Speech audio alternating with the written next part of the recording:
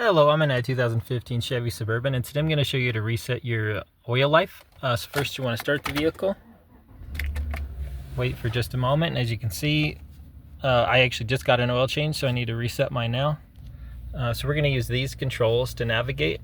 So this check box will get rid of this dismiss, so check, and then here we go up, down, right, or left.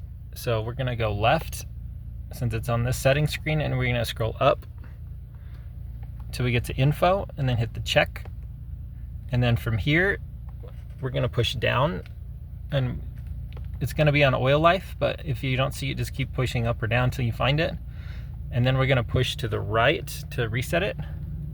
Push and hold, and then this reset will check, and it's reset.